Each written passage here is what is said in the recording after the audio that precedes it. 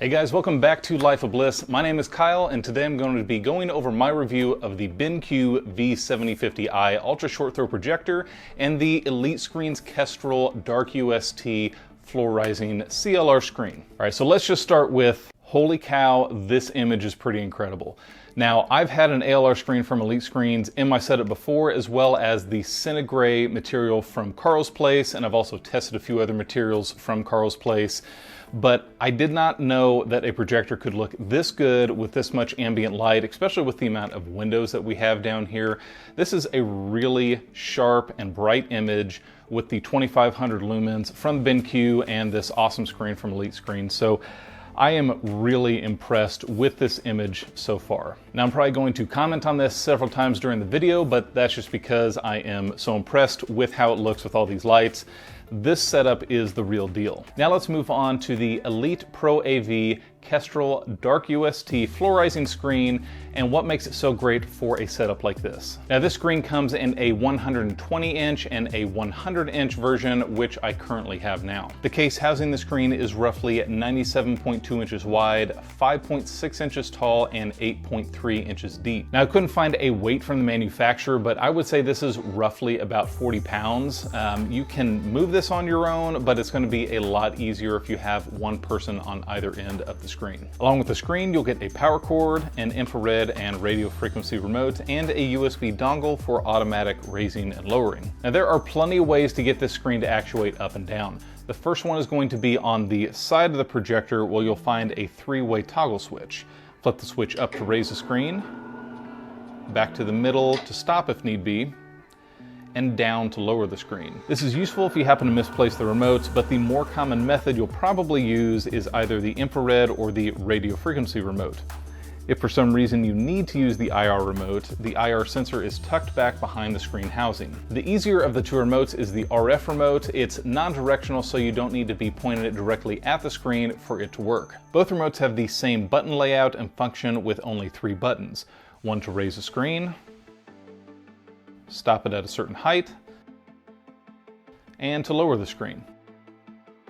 I found the remotes very responsive and easy to adjust if you needed to have the screen position anything other than fully erect. The screen doesn't take too long to rise up, roughly 10 seconds, which is faster than this projector takes to start casting an image. The mechanism that raises and lowers the screen are scissor-backed cross-spring risers, which you can see functioning here. The screen unrolls as it rises and is held tight on each side with tabs and a tensioner line. The screen itself is the DarkUST ceiling light rejecting material from Elite Pro AV and is specific for UST projectors. It has a gain of 0.6 and rejects up to 95% of overhead light. And as I'll talk about here more in a moment, it does a fantastic job at doing so. Along the bottom, there is roughly 6 inches of matte blackout material to reduce light bleed along the bottom of the screen. Once the screen is raised up, the total height of the screen is roughly 62 inches. So there's all the specs, but how does the screen look and is it practical? Well, setup-wise, this is the easiest screen I've ever set up. You can literally take it out of the box, set it on the ground, and you're one button press away from a 100-inch screen. Setting up the projector itself is a bit more of a process, but in my setup video I did for these two products, I had things up and running in about 10 to 15 minutes. If you need the screen somewhere other than the floor, you can either do what I did and set it up on a media cabinet, or there are wall mounting brackets from Elite Pro AV that you can purchase to hang on your wall. Now, another huge thing to consider is just how portable a system like this is. Sure, it's still going to be 90 inches long any way you cut it, but once that screen is lowered, you have a 100-inch screen inside of a case that you can move anywhere you need, and the only setup that you need to do is plug it in, hit a button, and it's ready to go. Another thing I love about this setup is the ability to use a TV set behind the screen for things that we wouldn't normally use a projector for. You can have a TV on the media console or mounted on the wall behind the screen and easily raise it up when it's movie time and you want a bigger, more immersive experience. We actually do that a lot down here in our basement. We are down here most of the time and we're either listening to music during the day or the kids are watching shows during the day, so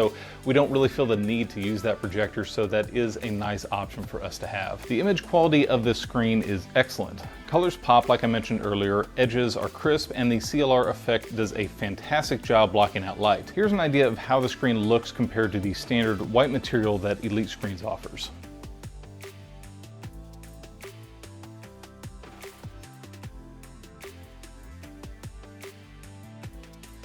The 0.6 gain screen makes for some excellent contrast, though you will want a fairly bright projector to pair with this screen since it has such a low gain. But from what I've seen, any of the newer UST projectors have excellent output to offset the gain of the screen. Viewing the screen from about a 45-degree angle has not been an issue, and I haven't noticed a big difference in color or brightness when going off axis. Now, one awesome thing that the screen does is the ability to raise and lower it when powering on or off your projector.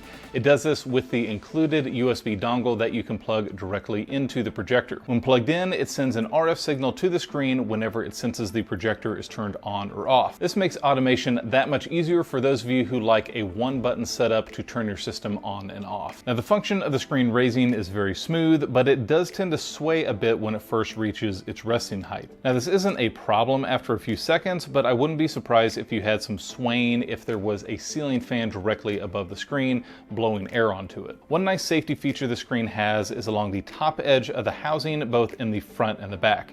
You can see this rubber line spanning the length of both sides. This is a pressure-sensitive strip that will recognize if something or someone is getting pinched as the screen lowers. Now, I was a little nervous about how this screen would look after being rolled up for so long. The other screens that I've had after being shipped to me had some little bit of defects in the screen, a little bit of wrinkles, and after, a couple of days being stretched out on their frames, those went away.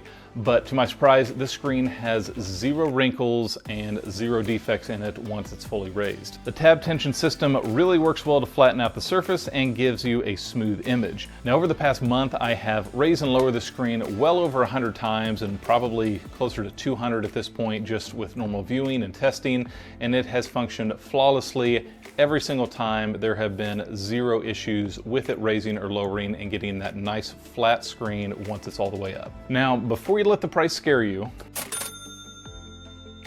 yeah, I get it, $4,500 is a lot to spend on a screen, but in my eyes, this is intended for a very specific type of customer. Either you need to be able to access what's behind it, either a TV, or you're covering up a window that you don't want covered up all the time, or you need to be able to have a high quality image that you can easily move around from time to time, whether it be for work, church, school, or even in your home if you want to, for some reason, move it around from room to room from time to time. So this sort of setup would be perfect for a home that you wanted to have a TV or a screen in front of a window, but didn't want it covered up all the time. So a lot of homes or condos have really great views, and you might not want to be covering all that up. So this sort of setup would allow you to raise your screen whenever you want to watch any content and still be viewable during the day, and then lower it when you want to be able to see out and see those great views. And if this sort of setup is too expensive or you don't need a floor rising screen, Elite Pro AV also has a wall mounted model that lowers, that is a little less expensive. Joe and Tell actually just featured one of these in his videos, which I'll link down below. And they also have a fixed frame model of the DarkUST material. The 100-inch version comes in at right around $1,500. And again, it uses that DarkUST material, which is the best CLR, ALR type screen that I've seen thus far.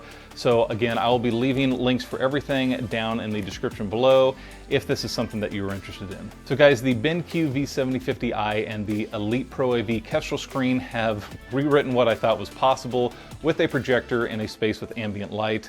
In my last setup, I had a traditional ceiling mounted projector and tested both an ALR and gray screen, as well as had another ALR screen from Elite Screens in there.